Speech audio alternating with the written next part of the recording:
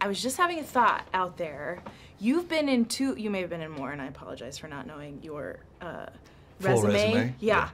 But you've been in 2 movies with people who have had to infiltrate things. Oh yeah? So, yeah, I want to know your opinion. I'm gonna guess, is one Miss Congeniality? Yeah. Okay. So, like in a situation where you had to go with one or the other, like who's the more badass infiltrator, Grace Hart or Robert Mazer? Hands down, Gracie Hart. Yeah.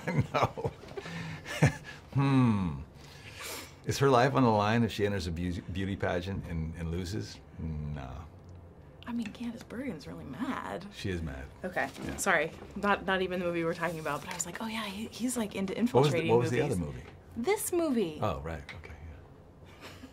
I do want to talk for this about what we talked about a little bit before about you getting into the character and some of the research that you did in the form of talking to Bob and listening to some of those conversations. And how did you kind of shape this person who, you know, he's a human being. He is, you know, a good person in his mind. He's doing a job. How did you kind of make this person come to fruition? Well, the basic construct of this story is inherently compelling, filled with tension, filled with suspense. Even though we know the outcome, you have a high wire act, if you will, of the ultimate acting job from our protagonist. He goes deep undercover and has to become a different persona, a different person in order to get close to the criminal element that he's trying to bring down.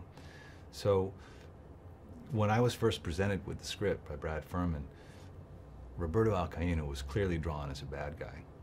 But through our discussions, it became clear that Brad had another intent, and I was happy to hear it, and I shared my enthusiasm in it, in that wouldn't it be more interesting to hang some of the structure of this film on this budding relationship, this kind of brotherhood that develops between the good guy and the so-called bad guy.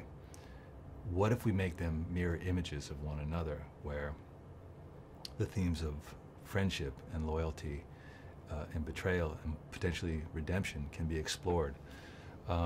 That proved fascinating to me, and you know, the result, I hope, is a reflection of that intent. When we meet Roberto Alcaíno, we're not put off by him necessarily. He's been talked about all the way up until 40 minutes into the movie, and we know he's dangerous, and we know he's a criminal, and yet we're immediately swept up into his world, because at the end of the day, he is a compelling and likable figure. Yeah. He possesses all of the qualities that we all seek out in our social circle, our family, our friends. It's easy to see how Bryan Cranston's character, Bob Mazur, is drawn into that bond of friendship.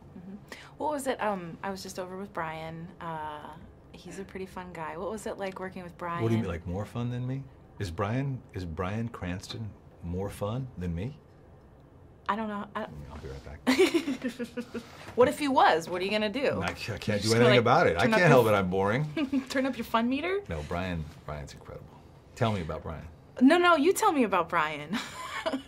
What was it like working opposite him? Bryan's one of those. He's a true chameleon in that he can play anything. He was on that show Malcolm in the Middle. He was the dad, right? Yeah. Like the most non-threatening, you know, kind of dopey dad there is, and then he becomes Walter White and starts off kind of meek and then becomes the serious heavy hitter that he did.